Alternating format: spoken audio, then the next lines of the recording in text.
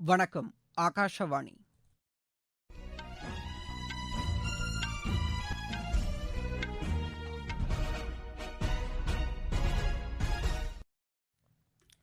செய்திகள் வாசிப்பவர் பாலசுப்ரமணியம். தலைப்புச் செய்திகள்: தீவிரவாதத்திற்கு எதிராக அனைத்து நாடுகளும் ஒன்றிணைந்து செயல்பட வேண்டும் என்று பிரதமர் திரு நரேந்திர மோடி கேட்டுக் கொண்டுள்ளார். சாமானிய மக்களுக்கு சிறந்த சேவைகளை வழங்க ஏதுவாக நிர்வாகத்தில் மறுசீரமைப்பு அவசியம் என்று குடியரசு துணைத் தலைவர் திரு வெங்கையா நாயுடு தெரிவித்துள்ளார்.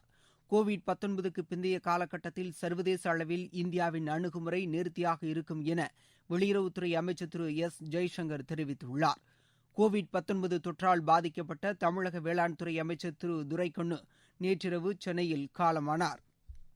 ஜேம்ஸ் பாண்ட் கதாபாத்திரத்தில் முதல் முறையாக நடித்த சுவிட்சர்லாந்து நடிகர் ஷான் கானரே காலமானார். ஐபிஎல் கிரிக்கெட் போட்டியில் நேற்று நடைபெற்ற ஆட்டத்தில் ஹைதராபாத் அணி பெங்களூரை 5 விக்கெட் வித்தியாசத்தில் வென்றது. இனி விரிவான செய்திகள். தீவிரவாதத்திற்கு எதிராக அனைத்து நாடுகளும் ஒன்றிணைந்து செயல்பட வேண்டும் என்று பிரதமர் திரு நரேந்திர மோடி கேட்டுக் கொண்டுள்ளார். நாட்டின் இரும்பு மனிதர் என போற்றப்படும் சர்தார் வல்லபாய் பட்டேலின் 145வது பிறந்த தினம் ஒற்றுமை தினமாக நேற்று கொண்டாடப்பட்டது. குஜராத் மாநிலம் கெவாடியாவில் வல்லபாய் பட்டேலின் பிரம்மாண்ட சிலை வளாகத்தில் நடைபெற்ற நிகழ்ச்சியில் பிரதமர் திரு நரேந்திர மோடி கலந்து கொண்டு பாதுகாப்பு படையினரின் ஒற்றுமைக்கான அணிவகுப்பு மரியாதையை ஏற்றுக்கொண்டார். தொடர்ந்து பேசிய பிரதமர், நாட்டின் எல்லையை பாதுகாப்பதற்கு அதிக முக்கியத்துவம் தரப்படுவதாக கூறினார். நமது எல்லைப் பகுதிகளை குறிவைப்பவர்களுக்கு தக்க பதிலடி தரப்படுவதாகவும் அவர் தெரிவித்தார். தீவிரவாதத்திற்கு எதிரான போரில் ஆயிரக்கணக்கானோரை நாம் இழந்திருப்பதாகவும் பிரதமர் குறிப்பிட்டார். புல்வாமா தாக்குதல் சம்பவத்திற்கு பாகிஸ்தான் உறுதுணையாக இருந்ததை அந்நாடு ஒப்புக் கொண்டிருப்பதையும் பிரதமர் சுட்டிக்காட்டினார். இந்த தீவிரவாத தாக்குதல் சம்பவத்தை சில கட்சிகள் அரசியல் பிரச்சினையாக்கியதாக குற்றம் சாட்டிய பிரதமர், நாட்டு நலன் சார்ந்த பிரச்சினைகளை அரசியலாக்கக்கூடாது என்று வேண்டுகோள் விடுத்தார். தீவிரவாதத்திற்கு எதிராக சர்வதேச நாடுகள் இணைந்து செயல்பட வேண்டும் என்று கூறிய அவர், உலகின் அமைதி மற்றும் வளத்திற்காக உலக நாடுகள் ஒன்றிணைவது அவசியம் என்று கூறினார். ஒரே பாரதம் உன்னத பாரதம் என்ற இலக்கை எட்டும் வகையில் அனைவரும் ஒற்றுமையுடன் அமைதி மற்றும் வளத்திற்காக பாடுபட வேண்டும் என்றும் அவர் கேட்டுக் கொண்டார். ஜம்மு காஷ்மீர் வளர்ச்சிக்கான புதிய பாதையில் சென்று கொண்டிருப்பதாக பிரதமர் கூறினார். வடகிழக்கு மாநிலங்களில் அமைதி நிலைநாட்டப்பட்டு இருப்பதை அவர் சுட்டிக்காட்டினார். பல்வேறு வளர்ச்சித் திட்டப் பணிகளையும் குஜராத் மாநிலத்தில் பிரதமர் நேற்று தொடங்கி வைத்தார். குடிமைப்பணி பயிற்சி அதிகாரிகளுடனும் காணொலி காட்சி வாயிலாக பிரதமர் கலந்துரையாடினார். அப்போது பேசிய அவர், நாட்டின் வளர்ச்சிக்காக குடிமைப்பணி அதிகாரிகள் பணியாற்ற வேண்டும் என்றும் நிர்வாகத்தை மேம்படுத்தி அரசு தலையீடுகளை குறைக்க வேண்டும் என்றும் அவர் வலியுறுத்தினார். சாமானிய மனிதன் மேம்படுவதற்காக அதிகாரிகள் பணியாற்ற வேண்டும் என்றும் அவர் கேட்டுக் கொண்டார். நாடு சுயசார்பு அடையும் வகையில் அதிகாரிகள் பணியாற்ற வேண்டும் என்றும் உள்நாட்டு பொருட்களை மேம்படுத்த உதவ வேண்டும் என்றும் பிரதமர் கேட்டுக் கொண்டார். தொடர்ந்து அகமதாபாத்தின் சபர்மதி நீர்வழி நிலையத்திலிருந்து கடல் விமான போக்குவரத்தை பிரதமர் தொடங்கி வைத்தார். சாமானிய மக்களுக்கு சிறந்த சேவைகளை வழங்க ஏதுவாக நிர்வாகத்துறையில் மறுசீரமைப்பு அவசியம் என்று குடியரசு துணைத் தலைவர் திரு வெங்கையா நாயுடு தெரிவித்துள்ளார். இந்திய நிர்வாகத்துறை கழகத்தின் 66வது ஆண்டு மாநாட்டில் காணொலி காட்சி வாயிலாக உரையாற்றிய அவர், சாமானிய மக்களுக்கு நீதி மற்றும் சேவைகள் விரைந்து வழங்க நடவடிக்கை எடுக்கப்பட வேண்டும் என்று கூறினார். நாட்டில் மக்களின் வாழும் தரத்தை மேம்படுத்தவும் வளர்ச்சியை அதிகரிக்கவும் அரசு பல்வேறு நடவடிக்கைகளை எடுத்து வருவதாக அவர் தெரிவித்தார். இந்த நடவடிக்கைகளை சிறந்த முறையில் அமல்படுத்த வேண்டிய கடமை அதிகாரிகளுக்கும் நிர்வாகத்திற்கும் இருப்பதாக அவர் தெரிவித்தார். நாட்டின் அனைத்து தரப்பினருக்கும் நல்ல ஆளுமையை கொண்டு சேர்க்க வேண்டியது அவசியம் என்றும் அவர் கூறினார். கோவிட்-19க்கு பிந்தைய காலகட்டத்தில் சர்வதேச அளவில் இந்தியாவின் அணுகுமுறை நேர்த்தியாக இருக்கும் என வெளியுறவுத்துறை அமைச்சர் திரு எஸ் ஜெய்சங்கர் தெரிவித்துள்ளார்.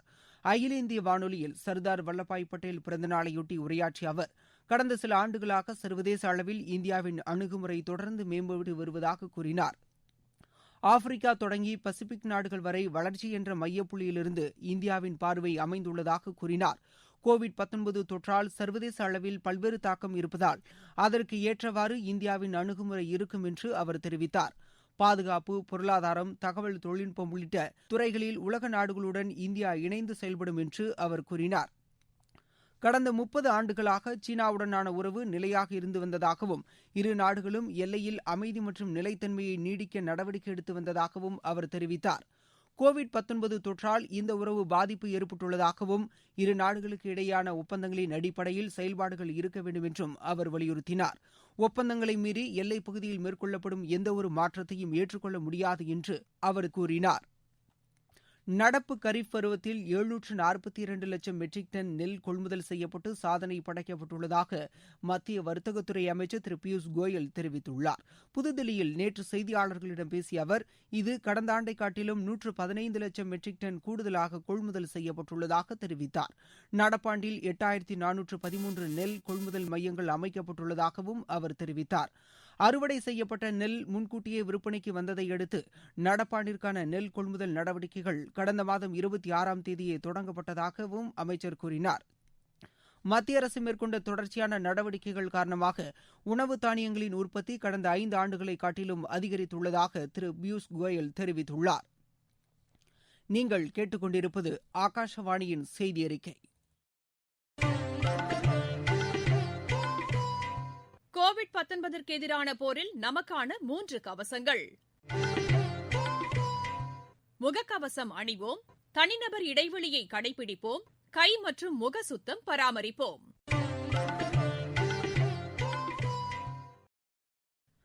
தமிழகத்தில் 9ஆம் வகுப்பு முதல் 12ஆம் வகுப்பு வரை பள்ளிகள், அனைத்து கல்லூரிகள் வரும் 16ஆம் தேதி முதல் திறக்க அனுமதி வழங்கப்படுவதாக தமிழக அரசு அறிவித்துள்ளது. இதுகுறித்து முதலமைச்சர் திரு எடப்பாடி பழனிசாமி வெளியிட்டுள்ள அறிக்கையில், தளர்வுகளுடன் கூடிய ஊரடங்கு இம்மாதம் 30ஆம் தேதி வரை நீட்டிக்கப்படுவதாக அறிவித்துள்ளார். அனைத்து திரையரங்குகளும் 50% இருக்கைகளுடன் வரும் 10ஆம் தேதி முதல் செயல்படலாம். பொழுதுபோக்கு மற்றும் உயிரியல் பூங்காக்கள், அருங்காட்சியகங்கள் போன்றவை 10ஆம் தேதி முதல் செயல்பட அனுமதிக்கப்பட்டுள்ளது. பொதுமக்களின் நலன் கருதி புறநகர் மின்சார ரயில் சேவைகள் மத்திய அரசின் நிலையான வழிகாட்டு நெறிமுறைகளுக்கு உட்பட்டு இயக்குவதற்கு அனுமதி வழங்கப்பட்டுள்ளது. கோயம்பேடு வணிக வளாகத்தில் பழக்கடை மொத்த வியாபாரம் நாளையும், பழம் மற்றும் காய்கறி சில்லறை வியாபார கடைகள் 16ஆம் தேதி முதல் 3 கட்டங்களாக செயல்படவும் அனுமதிக்கப்பட்டுள்ளது. எனினும் கடற்கரை, சுற்றுலா தலங்கள், பொதுமக்கள் கூடும் இடங்கள் ஆகியவை செயல்படுவதற்கான தடை தொடர்ந்து நீடிக்கும் என்று அந்த அறிக்கையில் கூறப்பட்டுள்ளது. வெளி மாநிலங்களிலிருந்து தமிழகத்திற்கு வருவதற்கு இ பாஸ் பெறும் நடவடிக்கை தொடர்ந்து நீடிப்பதாக முதலமைச்சர் தெரிவித்தார். தமிழகம் முழுவதும் நோய் கட்டுப்பாட்டு பகுதிகளில் தற்போது உள்ள நடைமுறைகளின்படி எவ்வித தளர்வுகளும் இன்றி ஊரடங்கு முழுமையாக கடைபிடிக்கப்படும் என்றும் தெரிவிக்கப்பட்டுள்ளது. தமிழக வேளாண் துறை அமைச்சர் திரு துரைக்கண்ணு நேற்றிரவு சென்னையில் காலமானார். அவருக்கு வயது 72. மூச்சுத் திணறல் காரணமாக கடந்த மாதம் 13ஆம் தேதி முதல் சென்னை ஆழ்வார்பேட்டையில் உள்ள தனியார் மருத்துவமனையில் அனுமதிக்கப்பட்ட அவருக்கு கோவிட்-19 தொற்று பாதிப்பு உறுதி செய்யப்பட்டது. அவருக்கு எக்மோ உள்ளிட்ட கருவிகள் மூலம் சிகிச்சை அளிக்கப்பட்டு வந்த நிலையில் சிகிச்சை பலனின்றி நேற்றிரவு மணி 11:15க்கு அவர் காலமானதாக மருத்துவமனை நிர்வாகம் தெரிவித்துள்ளது. 1948ஆம் ஆண்டு தஞ்சை மாவட்டம் ராஜகிரியில் பிறந்தவரான திரு துரைக்கண்ணு பாபநாசம் சட்டப்பேரவை தொகுதியிலிருந்து கடந்த 2006, 2011 மற்றும் 2016ஆம் ஆண்டுகளில் நடைபெற்ற தேர்தல்களில் போட்டியிட்டு தொடர்ந்து 3 முறை தமிழக சட்டப்பேரவை உறுப்பினராக தேர்ந்தெடுக்கப்பட்டவராவார். அவரது மறைவுக்கு தமிழக ஆளுநர் திரு பன்வாரிலால் புரோஹித் இரங்கல் தெரிவித்துள்ளார். எளிமையானவராகவும் நேர்மையானவராகவும் திகழ்ந்த அமைச்சர் துரைக்கண்ணு முழு அர்ப்பணிப்பு உணர்வுடன் பணியாற்றியவர் என ஆளுநர் தமது இரங்கல் செய்தியில் குறிப்பிட்டுள்ளார். நாட்டில் கோவிட்-19 பாதிப்பிலிருந்து குணமடைந்தோரின் எண்ணிக்கை 91.34% அதிகரித்துள்ளது. இத்தொற்றினால் ஏற்படும் உயிரிழப்பு 1.49% குறைந்துள்ளது. மத்திய மாநில அரசுகள் ஒருங்கிணைந்து மேற்கொண்ட நடவடிக்கைகளே இதற்கு காரணம் என்று மத்திய சுகாதாரத்துறை தெரிவித்துள்ளது. பீகாரில் 2ஆம் கட்ட சட்டப்பேரவைத் தேர்தலுக்கான பிரச்சாரம் இன்று மாலை 5 மணியுடன் முடிவடைகிறது. இந்த 2ஆம் கட்ட தேர்தலில் 17 மாவட்டங்களில் உள்ள 94 தொகுதிகளுக்கு நாளை மறுநாள் வாக்குப்பதிவு நடைபெறவுள்ளது. ஜேம்ஸ் பாண்ட் கதாபாத்திரத்தில் முதல் முறையாக நடித்த சுவிட்சர்லாந்து நடிகர் ஷான் கானரி காலமானார். அவருக்கு வயது 90. 50 ஆண்டு காலமாக திரைத்துறையில் பணியாற்றி வந்த ஷான் கானரி ஜேம்ஸ் பாண்ட் கதாபாத்திரத்தில் முதல் 7 படங்களில் நடித்துள்ளார். ஐபிஎல் கிரிக்கெட் போட்டியில் நேற்று நடைபெற்ற ஆட்டங்களில் ஹைதராபாத் மற்றும் மும்பை அணிகள் வெற்றி பெற்றுள்ளன. ஷார்ஜாவில் நடைபெற்ற பெங்களூரு அணிக்கு எதிரான ஆட்டத்தில் ஹைதராபாத் அணி 5 விக்கெட் வித்தியாசத்தில் வெற்றி பெற்றது. முன்னதாக துபாயில் நடைபெற்ற மற்றொரு போட்டியில் மும்பை அணி தில்லி அணியை 9 விக்கெட் வித்தியாசத்தில் வென்றது. இன்று பிற்பகல் 3:30 மணிக்கு அபுதாபியில் நடைபெறும் போட்டியில் சென்னை அணி பஞ்சாப் அணியையும், இரவு 7:30 மணிக்கு துபாயில் நடைபெறும் ஆட்டத்தில் கொல்கத்தா அணி ராஜஸ்தான் அணியையும் எதிர்கொள்கின்றன. மீண்டும் தலைப்புச் செய்திகள். தீவிரவாதத்திற்கு எதிராக அனைத்து நாடுகளும் ஒன்றிணைந்து செயல்பட வேண்டும் என்றும் பிரதமர் திரு நரேந்திர மோடி கேட்டுக் கொண்டுள்ளார். சாமானிய மக்களுக்கு சிறந்த சேவைகளை வழங்க ஏதுவாக நிர்வாகத்தில் மறுசீரமைப்பு அவசியம் என்று குடியரசு துணைத் தலைவர் திரு வெங்கையா நாயுடு தெரிவித்துள்ளார். கோவிட்-19க்கு பிந்தைய காலகட்டத்தில் சர்வதேச அளவில் இந்தியாவின் அணுகுமுறை நேர்த்தியாக இருக்கும் என வெளியுறவுத்துறை அமைச்சர் திரு எஸ் ஜெய்சங்கர் தெரிவித்துள்ளார்.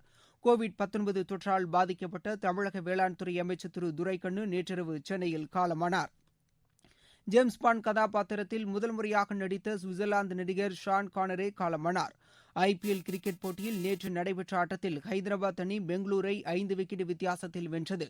இத்துடன் இந்த செய்தி அறிக்கை நிறைவு பெற்றது.